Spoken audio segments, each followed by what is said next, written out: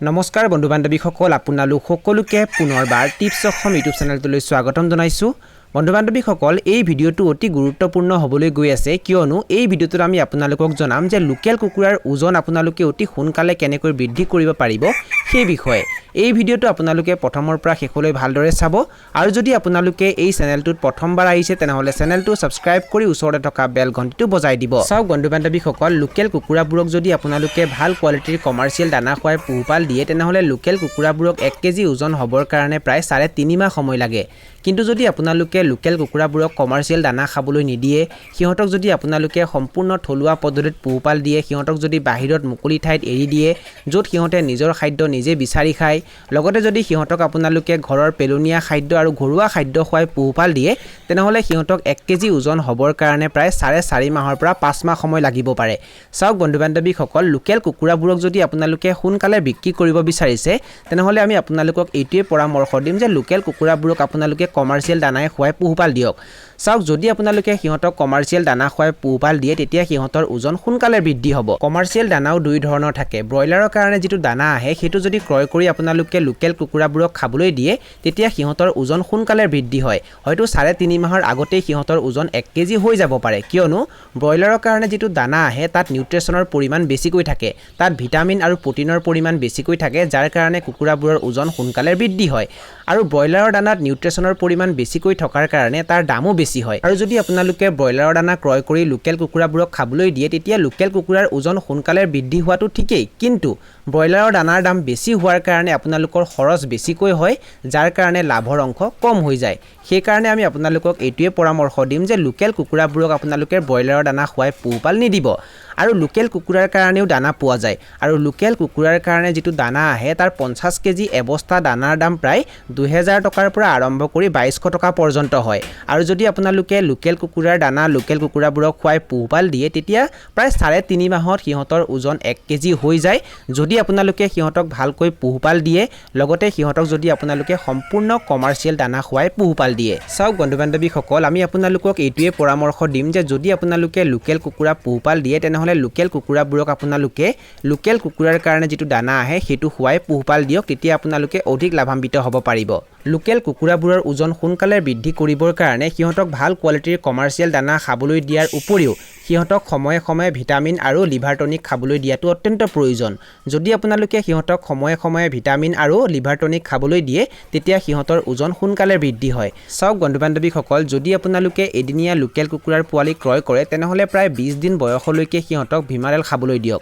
ভিমাৰেল এক প্ৰকাৰৰ ভিটামিন হয় আৰু যদি আপোনালোকে ভিমাৰেল লোকেল কুকুৰাবোৰক খাবলৈ দিয়ে তেতিয়া তাৰ পৰা সিহঁতে বিভিন্ন ধৰণৰ ভিটামিন লাভ কৰে যাৰ কাৰণে সিহঁতৰ ওজন সোনকালে বৃদ্ধি হয়। আৰু 20 দিন বয়সৰ পাছৰ পৰা সিহঁতক মাল্টি ষ্টাৰ খাবলৈ দিয়ক আৰু মাল্টি ষ্টাৰো এক প্ৰকাৰৰ ভিটামিন হয়। 20 দিন বয়সলৈকে ভিমাৰেল খাবলৈ দিয়া হয় আৰু তাৰ পাছৰ পৰা লোকেল কুকুৰাবোৰক মাল্টি ষ্টাৰ খাবলৈ দিয়া হয়। এতিয়া আমি আপোনালোকক জনাম যে ভিমাৰেল আৰু মাল্টি ষ্টাৰ লোকেল কুকুৰাবোৰক কেনেকৈ খাবলৈ দিয়া হয় সেই বিষয়ে। চাওক বন্ধু বান্ধৱীসকল যেতিয়া আপোনালোকে সৰু পোৱালিবোৰক ভিমাৰেল খাবলৈ দিব তেতিয়া 100 পোৱালিৰ হিচাপত 5 পৰা 6 ml ভিমাৰেল ল'ব আৰু সেইটো পানীত মিহলি কৰি সিহঁতক খাবলৈ দিব সপ্তাহত 3 দিন, দিনত এবাৰ, সন্ধিয়া সময়ত। আৰু 20 দিনৰ পাছৰ পৰা সিহঁতক যেতিয়া আপোনালোকে মাল্টি ষ্টাৰ খাবলৈ দিব তেতিয়া 100 পোৱালিৰ হিচাপত আপোনালোকে প্ৰায় 8 পৰা 9 ml মাল্টি ষ্টাৰ ল'ব আৰু সেইটো পানীত মিহলি কৰি সিহঁতক খাবলৈ দিব একেৰাহে 3 দিন, সপ্তাহত একেৰাহে 3 দিন, দিনত এবাৰ, সন্ধিয়া সময়ত। পানী আপোনালোকে বেছিকৈ নল'ব, আপোনালোকে পানী সিমানখিনিয়ে ল'ব যাতে কুকুৰাৰ পোৱালিবোৰে এবাৰত সেই পানীখিনি খাই শেষ কৰি দিয়ে। আৰু এইখিনিতে আপোনালোকক এটা গুৰুত্বপূৰ্ণ কথা জনাই দিওঁ যে যেতিয়া গৰম বেছি হৈ থাকে তেতিয়া সেইখিনি সময়ত কুকুৰাবোৰক ভিমাৰেল বা মাল্টি ষ্টাৰ খাবলৈ নিদিব। চাওক বন্ধু বান্ধৱীসকল গৰম বেছি হৈ থকা সময়তো যদি আপোনালোকে কুকুৰাবোৰক ভিমাৰেল বা মাল্টি ষ্টাৰ খাবলৈ দিয়ে তেতিয়া সিহঁতৰ আৰু বেছিকৈ গৰম লাগে আৰু সিহঁতে গৰম সহ্য কৰিব নোৱাৰে যাৰ কাৰণে অৱশেষত সিহঁতৰ মৃত্যু হৈ যায়। সেইকাৰণে আপোনালোকে এই কথাটো ভালকৈ মনত ৰাখিব। লোকেল কুকুৰাবোৰৰ ওজন সোনকালে বৃদ্ধি কৰিবৰ কাৰণে ভিমাৰেল আৰু মাল্টি ষ্টাৰ সিহঁতক দিয়াৰ উপৰিও সিহঁতক সময়ে সময়ে লিভাৰ টনিকো খাবলৈ দিব লাগে। চাওক বন্ধু বান্ধৱীসকল যদি আপোনালোকে কুকুৰাবোৰক লিভাৰ টনিক খাবলৈ দিয়ে তেতিয়া সিহঁতৰ লিভাৰ ভালে থাকে, লগতে সিহঁতে যিবোৰ খাদ্য খায় সেইবোৰ সিহঁতৰ বডিত লাগে যাৰ কাৰণে সিহঁতৰ ওজন সোনকালে বৃদ্ধি হয়। আৰু আপোনালোকে ব্ৰুটন লিভাৰ টনিকো কুকুৰাবোৰক খাবলৈ দিব পাৰে। আৰু যদি আপোনালোকে ব্ৰুটন লিভাৰ টনিকটো কুকুৰাবোৰক খাবলৈ দিব বিচাৰে তেনেহলে আমি আপোনালোকক জনাই দিওঁ যে এদিনীয়া পোৱালিবোৰক কেতিয়াও আপোনালোকে ব্ৰুটন লিভাৰ টনিক খাবলৈ নিদিব বা যিকোনো ধৰণৰ লিভাৰ টনিক খাবলৈ নিদিব। দিব যেতিয়া কুকুৰাবোৰৰ বয়স 2 সপ্তাহ পাৰ হ'ব মানে 14 দিন যেতিয়া পাৰ হ'ব তেতিয়াহে কুকুৰাবোৰক লিভাৰ টনিক খাবলৈ দিব আৰু 14 দিন পাৰ হোৱাৰ পাছত যেতিয়া আপোনালোকে সিহঁতক লিভাৰ টনিক খাবলৈ দিব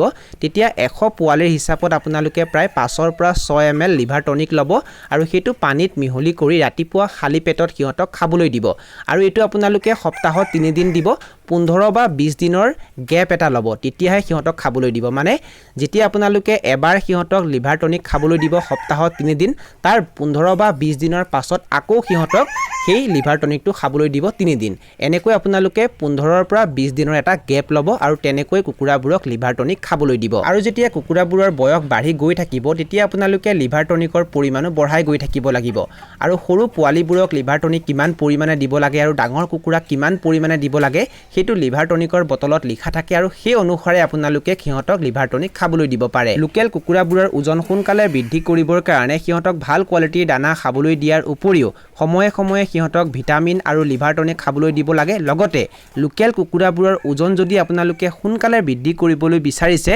তেনেহলে আৰু এটা দৰৱ সিহঁতক খাবলৈ দিয়াটো অত্যন্ত প্ৰয়োজন যদি আপোনালোকে এই দৰৱটো সিহঁতক খাবলৈ দিয়ে তেতিয়া আৰু সোনকালে সিহঁতৰ ওজন বৃদ্ধি হয় আৰু এই দৰৱটোৰ নাম হৈছে জিপ্ৰমিন আৰু কুকুৰাবোৰৰ বয়স যেতিয়া 2 মাহ পাৰ হৈ যাব তেতিয়াৰ পৰা আপোনালোকে লোকেল কুকুৰাবোৰক জিপ্ৰমিন খাবলৈ দিব পাৰে আৰু 100 কুকুৰাৰ হিচাপত আপোনালোকে প্ৰায় 10 ৰ পৰা 12 ml জিপ্ৰমিন ল'ব আৰু সেইটো পানীত মিহলি কৰি সিহঁতক খাবলৈ দিব সপ্তাহত 3 দিন দিনত এবাৰ সন্ধিয়া সময়ত আৰু যেতিয়া গৰম বেছি হৈ থাকে সেইখিনি সময়ত কিন্তু কুকুৰাবোৰক জিপ্ৰমিন খাবলৈ নিদিব কেৱল জিপ্ৰমিন বুলিয়েই নহয় লিভাৰ টনিক জিপ্ৰমিন বা যিকোনো ধৰণৰ ভিটামিন বা কেলচিয়াম কুকুৰাবোৰক খাবলৈ নিদিব যদি আপোনালোকে গৰম বেছি হৈ থকা সময়ত এনে ধৰণৰ দৰৱ কুকুৰাবোৰক খাবলৈ দিয়ে তেতিয়া সিহঁতৰ মৃত্যু হ'ব পাৰে চাওক বন্ধু বান্ধৱীসকল যেতিয়া আপোনালোকে কুকুৰাবোৰক জিপ্ৰমিন খাবলৈ দিব তেতিয়াৰ পৰা সিহঁতে পানী বেছিকৈ খায় যাৰ কাৰণে সিহঁতৰ ওজন সোনকালে বৃদ্ধি হয় আৰু সেই কাৰণে আপোনালোকে কুকুৰাবোৰক পানী খাবলৈ দিওঁতে কোনো ধৰণৰ কৃপণালি নকৰিব লগতে দানা দিওঁতেও কোনো ধৰণৰ কৃপণালি নকৰিব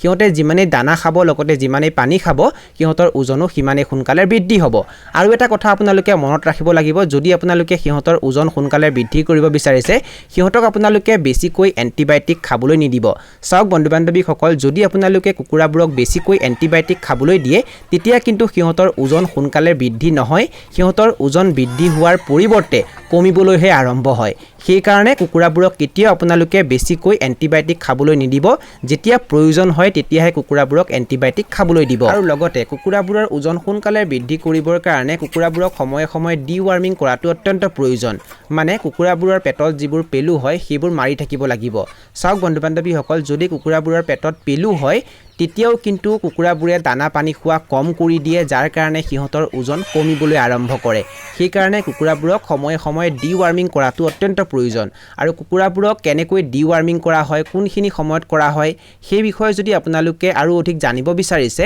তেনেহলে সেই বিষয়ে আমি ভিডিও আপলোড কৰি থৈছো আৰু তাৰ লিংক আমি ডেসক্ৰিপচন বক্সত দি থৈছো আৰু সেই লিংকটো ক্লিক কৰি আপোনালোকে ভিডিওটো চাব পাৰে বন্ধু বান্ধৱীসকল এইখিনি আছিল কিছু তথ্য আমি আপোনালোকক জনালো আৰু যদি আপোনালোকে ভিডিওটো চাই ভাল পালে আৰু ভিডিওটোৰ জৰিয়তে কিবা এটা শিকিব পাৰিছো বুলি ভাবে তেনেহলে অনুগ্ৰহ কৰি ভিডিওটো লাইক কৰি দিব আৰু যিমান পাৰে ভিডিওটো নিজৰ বন্ধুবৰ্গৰ মাজত আৰু পৰিয়ালবৰ্গৰ মাজত শ্বেয়াৰ কৰি দিব এই ভিডিওটো এইখিনিতে সামৰণি মাৰিছো ধন্যবাদ